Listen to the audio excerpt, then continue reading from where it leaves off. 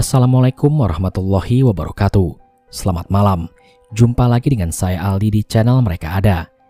Dimanapun kalian berada, saya doakan semoga kalian dalam kondisi sehat dan selalu diberikan kemudahan dalam menjalankan segala aktivitas.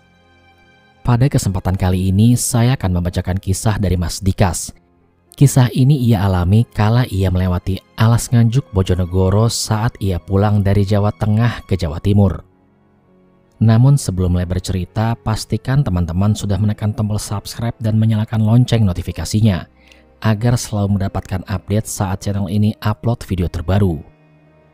Kalau gitu nggak pakai lama-lama lagi, mari kita mulai ceritanya.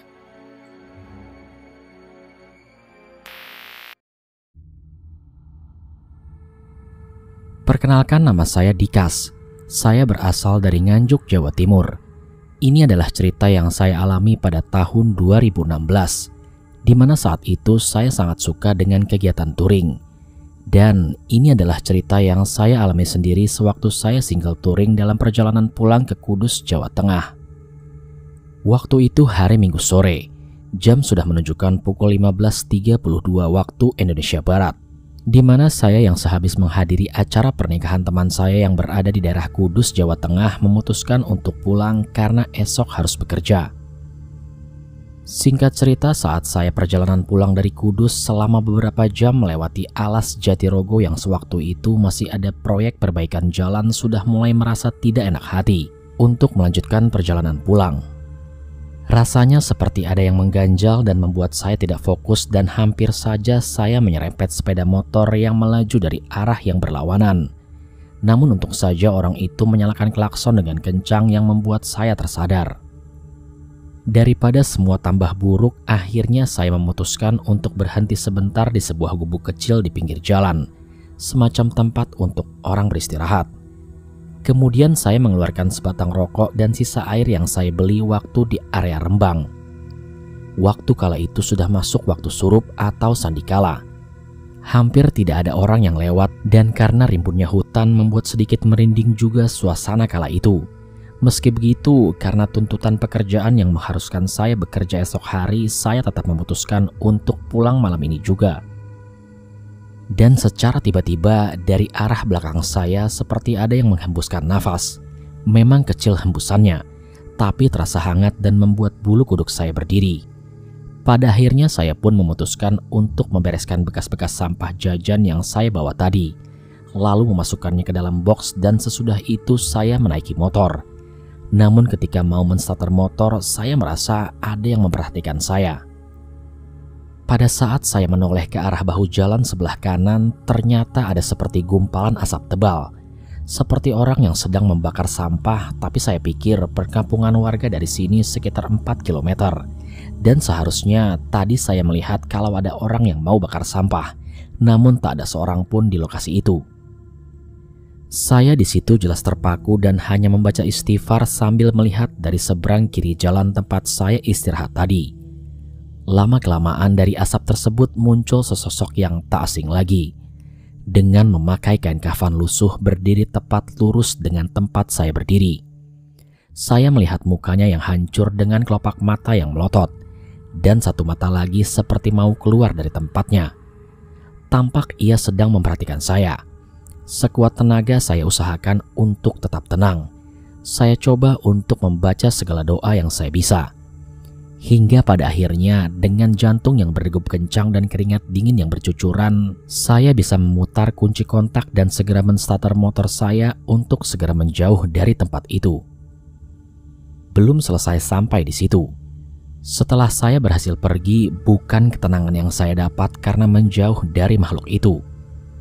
Setelah beberapa saat tiba-tiba tercium aroma anyir darah. Busuk bangkai bercampur menjadi satu. Dan di kaca spion motor terlihat bahwa makhluk tadi sedang duduk di atas box motor saya. Dengan hawa dingin dan bau yang seperti itu, apalagi ditambah tidak ada orang yang lewat membuat saya gemetaran sampai-sampai tangan saya terasa lemas. Hingga membuat saya gemetar memegang handle stang motor saya. Dalam hati saya berdoa terus-menerus dengan keringat dingin yang terus keluar. Selang beberapa saat tiba-tiba bau itu hilang. Dan saya memberanikan diri menatap spion motor. Ternyata makhluk itu sudah tidak ada. Singkat cerita, setelah beberapa menit kejadian itu, akhirnya saya melihat perubahan. Saya bersyukur bisa keluar dari gangguan makhluk tersebut dan segera menepi untuk sekedar memesan kopi di warung pinggir jalan agar sedikit tenang. Setelah selesai minum secangkir kopi, saya pun melanjutkan perjalanan. Saya kira semuanya selesai sampai di sini. Namun ternyata setelah itu makin mencekam setelah saya memasuki Alas Bojonegoro kemudian keluar di Alas Rejoso.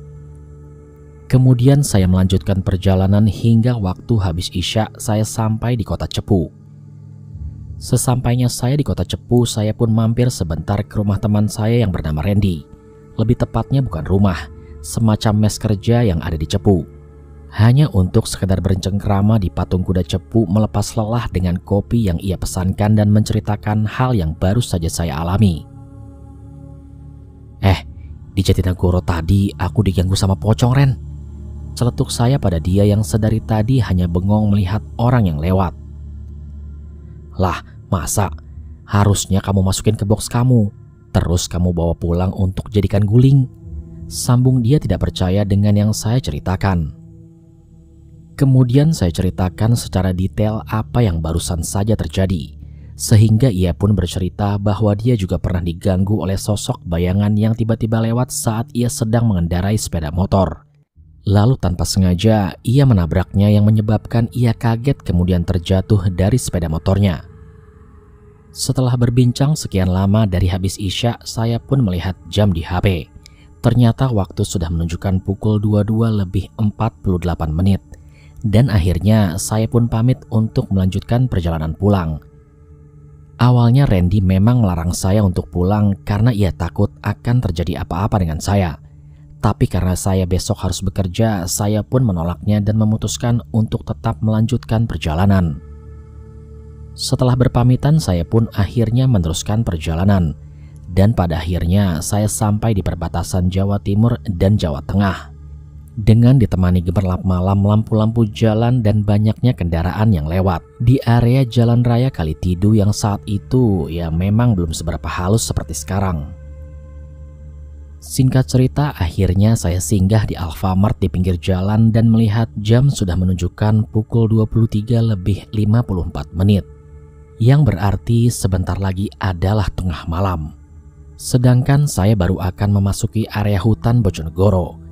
Tapi karena mengingat waktu sudah semakin malam, akhirnya saya pun memberanikan diri untuk melanjutkan perjalanan. Di situ sebenarnya hati saya sudah berprasangka tidak enak. Tapi ya mau gimana lagi.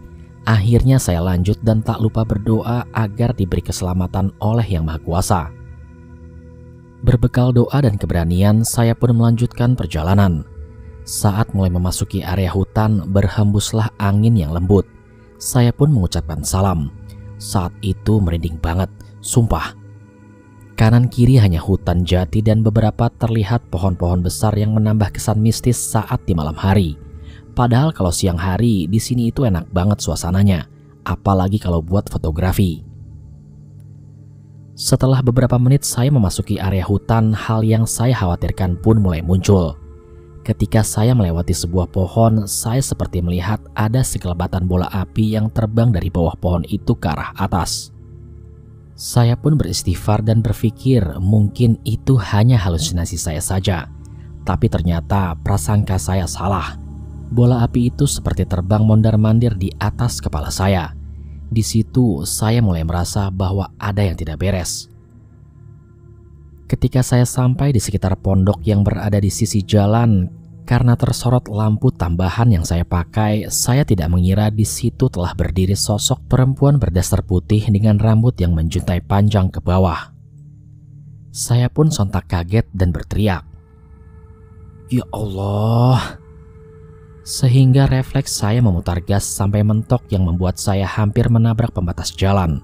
Tapi untungnya saya masih bisa mengendalikan motor. Dengan terbata-bata, saya beristighfar dan bersolawat memohon perlindungan dari Yang Maha Kuasa. Baru kali ini saya merasakan takut seperti ini. Dan baru kali ini juga saya bertemu dengan sosok kuntilanak secara langsung. Setelah mengalami kejadian tersebut, saya sempat memutuskan untuk putar arah. Tapi saya pikir saya sudah terlanjur jauh masuk ke dalam hutan, hingga akhirnya saya memutuskan untuk tetap melanjutkan perjalanan. Dalam benak saya yang penting mereka tidak mencelakai saya, itu sudah lebih dari cukup. Di sini saya mencoba berpikir positif. Mungkin mereka berniat ingin menyambut saya dan memberikan saya salam, atau apalah itu. Kalau benar seperti itu, ya nggak gitu juga kali, sampai-sampai bikin orang takut bukan main. Setelah bertemu sosok perempuan itu tadi, tak lama saya melihat jam di tangan saya. Jam sudah menunjukkan pukul 00:13, yang berarti sudah lewat tengah malam. Hawa di sini mulai terasa begitu dingin menembus jaket patwal yang saya gunakan. Padahal jaket ini bahannya tebal, tapi hawa dingin masih begitu terasa. Setelah itu saya mencoba memberanikan diri untuk melihat ke arah atas. Dan alhamdulillah bola api tadi ternyata sudah hilang entah kemana. Setelah kurang lebih 20 menitan saya berjalan, saya sampai di jembatan panjang tengah hutan itu. Tapi saya nggak tahu nama jembatannya apa. Karena saya berada di kecepatan kurang lebih 70 km per jam, entah saya yang masih merasa takut sehingga berhalusinasi atau memang ada sosok penampakan. Saya melihat dari kejauhan seperti ada orang tua berpakaian seperti penduduk pada umumnya, berjalan di pinggir jalan sendirian. Tapi saya berpikir mana mungkin ada orang tua yang berjalan sendirian di tengah-tengah hutan seperti ini. Hingga karena takut saya pun tidak menghiraukan adanya orang tua itu tadi. Tapi setelah beberapa menit perjalanan, saya melihat orang tua itu sudah berada di depan saya lagi. Berjalan di pinggir jalan sendirian dengan baju yang sama dan orang yang sama juga. Sontak saya terkejut dan berpikir ini jelas bukan manusia. Setelah itu sebanyak 3 kali saya bertemu dengan orang tua itu di tempat yang sama. Namun setelah itu tiba-tiba dari kejauhan saya melihat orang tua itu berdiri di tengah-tengah jalan menghadap ke arah saya dengan wajah yang tertunduk. Kulitnya terlihat pucat seperti mayat, membuat saya sontak terkejut dan mengerem untuk mencoba menghindarinya. Semerbak tipis aroma seperti dupa tercium setelah melewati orang tua itu. Dengan hati yang campur aduk, seketika rasa merinding menjalar di seluruh badan saya. Ya Allah, kenapa engkau memberikan cobaan seperti ini? Gumam saya dalam hati. Tapi saya sadari ketika saya melihat ke arah kaca spion, orang tua tadi ternyata sudah lenyap hilang entah kemana. Disertai dengan hembusan angin kencang yang hampir membuat saya terjatuh karena roda depan sudah mulai turun dari aspal. Namun alhamdulillah untungnya saya berhasil mengendalikan motor saya dan tidak sampai terjatuh. Singkat cerita, setelah beberapa saat saya berjalan, saya pun melihat sebuah perkampungan yang bernama Desa Pajeng. Saat itu sudah tidak ada rumah atau warung yang buka. Saya lihat jam menunjukkan pukul 01:28. Saya sempatkan untuk menepi istirahat sebentar untuk sekadar menghela nafas lega karena sudah menemui perkampungan. Saya pun mengeluarkan sebotol air untuk menenangkan diri saya. Jantung saya berdebar hebat dan keringat dingin mulai bercucuran. Saya ambil sebatang rokok untuk menghisapnya dalam-dalam. Karena perut yang terasa lapar dan tidak ada warung yang buka, terpaksa saya makan saja sepotong roti yang saya beli tadi sore di area Rembang. Setelah sedikit tenang dan rokok pun sudah habis, saya mencoba memberanikan diri untuk melanjutkan perjalanan. Karena mengingat waktu yang sudah semakin mepet dan besok saya harus bekerja, saya berdoa meminta perlindungan kepada Yang Maha Kuasa. Mengingat masih ada hutan lagi di depan saya yang sudah menanti untuk dilalui. Setelah berdoa dan memasukkan sampah ke dalam box, saya melanjutkan perjalanan. Dengan perasaan was-was, saya menstarter motor dan mulai berjalan. Dan tak selang beberapa lama, saya mulai memasuki area hutan Rejoso. Hutan Rejoso saat pertama kali memasukinya terasa sangat-sangat merinding, mulai dari ujung rambut sampai ujung kaki. Saat itu hawa sudah semakin mencekam. Dinginnya malam disertai suara hewan-hewan malam menemani perjalanan saya. Saya melihat jam sudah menunjukkan pukul 01:30, di mana kabut sudah mulai turun yang menambah suasana mencekam malam itu. Tak disangka, setelah saya melewati tikungan ke kiri yang agak tajam, ada sosok seperti babi yang lewat di depan saya. Saya pun sontak terkejut. Untung saja babi itu tidak tertabrak. Tapi setelah itu saya merasakan ada keganjilan. Motor saya terasa begitu berat. Dan ternyata saat saya melihat ke kaca spion, betapa terkejutnya saya. Ada sosok wanita memakai gaun putih dengan muka yang hancur sedang duduk di jok belakang motor saya. Saya hanya bisa beristighfar dan pura-pura tidak tahu, sampai ia menghilang entah kemana, disertai dengan semerbak aroma melati yang sangat menusuk hidung. Setelah beberapa saat saya berjalan, saya kembali melihat jam kini sudah menunjukkan pukul 02 dini hari. Yang saya pikir tidak mungkin melalui alas itu hampir setengah jam tidak kunjung sampai di ujung keluarnya. Dengan perasaan takut dan gemetar semua badan, akhirnya saya pun melewati sebuah pohon bambu yang merunduk. Kemudian jalanan kini mulai menanjak. Laju motor saya tiba-tiba tersendat-sendat dan pada akhirnya mati mendadak. Saya coba untuk starter motor saya berkali-kali tapi tidak bisa. Dan tanpa saya sadari, karena sorot lampu tambahan saya ketika saya melihat ke arah depan ada pocong yang terlentang di tengah jalan. Bukan main takutnya saya, ditambah dengan bau anyir bangkai yang begitu menyengat. Allahu Akbar, ya Allah, apalagi ini? Terus terang saya bingung tidak tahu apa yang harus saya perbuat. Ditambah motor saya tidak bisa menyala.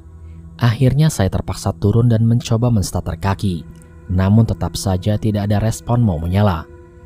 Keringat dingin kini mulai membasahi seluruh badan saya. Kaki saya jelas bergetar hebat. Seluruh badan saya terasa kaku dan hanya bisa mengucap doa dalam hati, meminta perlindungan dari Yang Maha Kuasa. Namun secara tiba-tiba terdengar suara yang mengeram dengan langkah kaki berat mendekat dari sisi tebing kiri saya.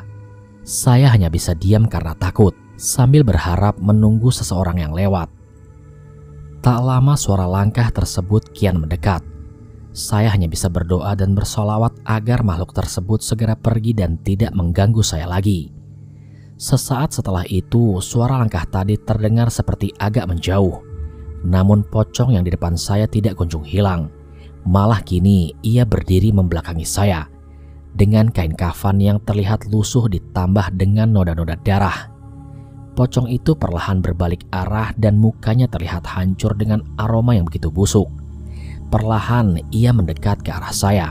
Sebenarnya jelas saja saya mau berlari, tapi kaki saya seperti seakan menancap dalam tanah. Saya hanya bisa memanjatkan doa terus-menerus. Hingga akhirnya Allah Subhanahu wa Ta'ala menyelamatkan saya. Dari arah belakang ada lampu kuning terang yang menyorot gelapnya malam. Ternyata ada truk yang lewat. Dan tiba-tiba sosok pocong tadi hilang entah kemana. Saya akhirnya buru-buru menstarter motor saya dan alhamdulillah akhirnya bisa menyala. Hingga pada akhirnya saya mengikuti truk tersebut sampai keluar dari area hutan dan memasuki area pasar, di mana sudah mulai ada aktivitas para pedagang. Saya sangat-sangat bersyukur bisa melewati hutan tersebut. Alhamdulillah akhirnya saya sampai di rumah dengan selamat.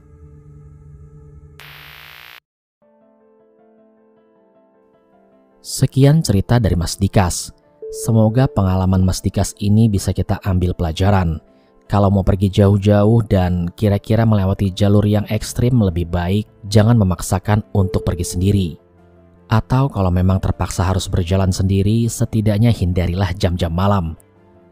Terima kasih saya ucapkan kepada Mas Dikas yang sudah mengizinkan saya untuk membacakan kisahnya di channel Mereka Ada. Sukses terus untuk Mas Dikas.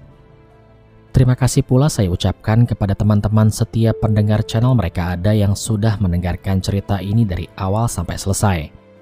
Nantikan cerita-cerita horor lainnya yang pastinya tidak kalah seru. Maka untuk itu pastikan kalian sudah menekan tombol subscribe dan menyalakan lonceng notifikasinya agar setiap channel ini upload video terbaru, kalian tidak kelewatan untuk menyimak kisahnya. Kalau gitu sampai di sini dulu perjumpaan kita kali ini. Sampai bertemu pada episode selanjutnya, saya Aldi pamit undur diri dari hadapan kalian. Wassalamualaikum warahmatullahi wabarakatuh.